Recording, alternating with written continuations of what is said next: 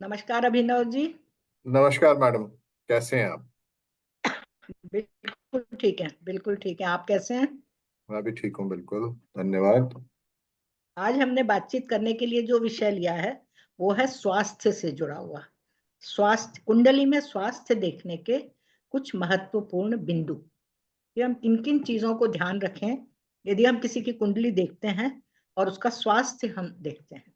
इसके लिए हम सबसे पहले देखते हैं सूर्य की स्थिति लग्न में, कि सूर्य कहाँ पर स्थित है, लग्न के साथ उसका क्या संबंध है, वो बलवान है या कमजोर है, कुंडली में किस भाव का स्वामी है।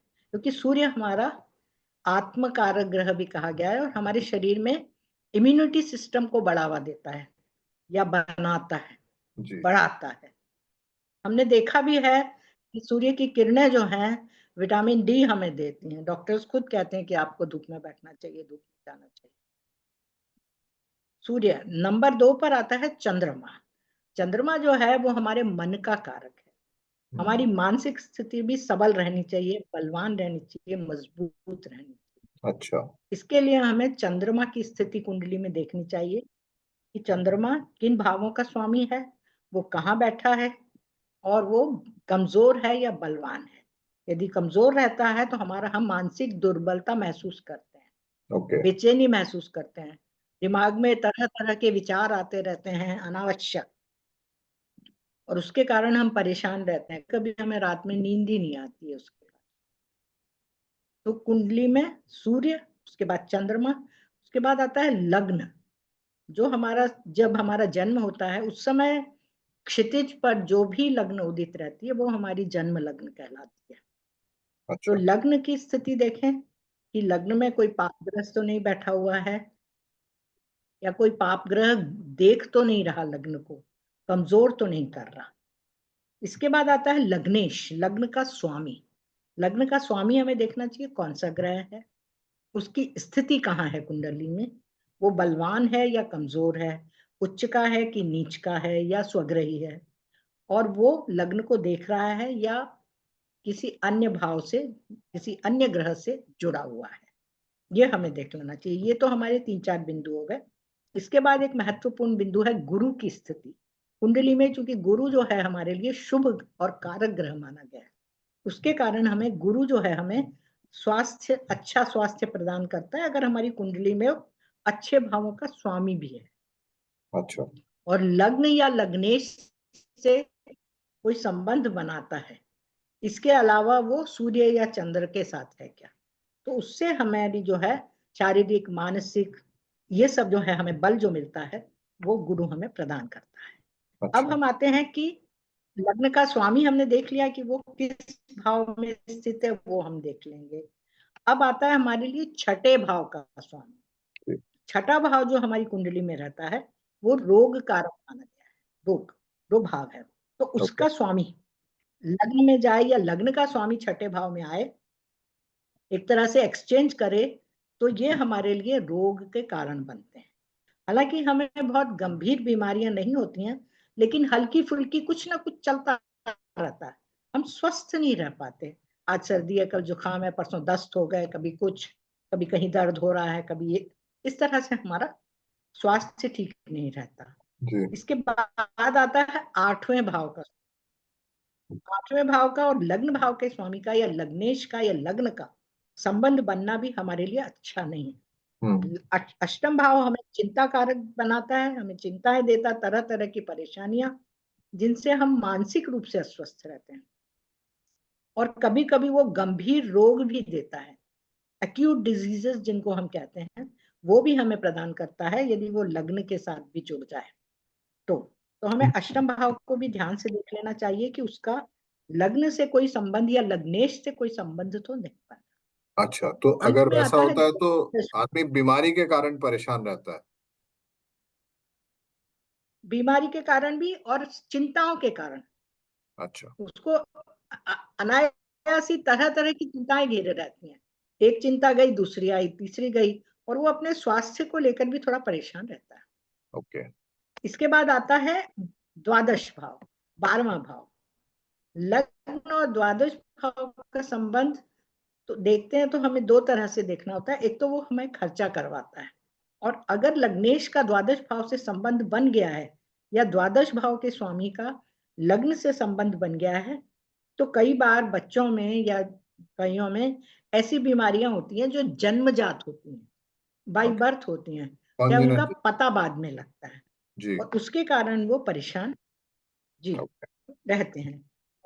आ जाती हैं, फिर चली जाती हैं, फिर रहती हैं, लेकिन वो जाती नहीं है पूरी तरह से। इसके बाद एक चीज और हमें ध्यान रखनी पड़ती है कि अंतर्दशा कौन सी चल रही है, हमारा समय। दशा अंतर्दशा से तात्पर्य होता है समय। यदि किसी अकारक ग्रह की, मतलब छठे भाव के स्वामी, अष्टम भाव के स्वामी या द्वादश भाव के स्वामी की दशा या अंतर्दशा चलती है, उस समय सामान्यतः हमारा स्वास्थ्य अच्छा नहीं रहता, और उसी समय यदि तो हम जल्दी ठीक नहीं हो पाते। तो हमें बाधक भाव भी देखना चाहिए। बाधक भाव के लिए कुछ अलग नियम है। चार लग्न की राशियां जो रहती हैं लग्न पर, उनके लिए एकादश भाव का स्वामी और वहां पर स्थित ग्रह जो है बाधक कहलाते हैं। ओके। मतलब वो केवल स्वास्थ्य में बाधा डालते हैं और किसी कार्य में नहीं डालते, बाकी में लाभ देते हैं।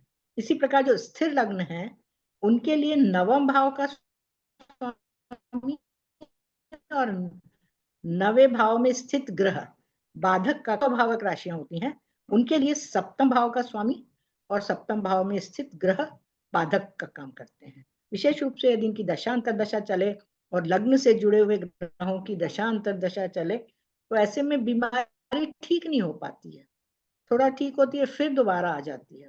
वो हम्म। बाधा पहुंचाता रहता है स्वास्थ्य संबंधी विषयों से, इसीलिए उसको बाधक कहा है। अब आपका एक प्रश्न आ सकता है कि चर, स्थिर और लग्न, द्विस्वभावक लग्न कौन कौन सी मैं पूछने ही वाला था ये। हैं? जी। तो चर में आती हैं मेष, कर्क, तुला और मकर। ठीक है। स्थिर में आती हैं वृषभावक लग्नों में आती हैं मिथुन, कन्या, धनु और मीन।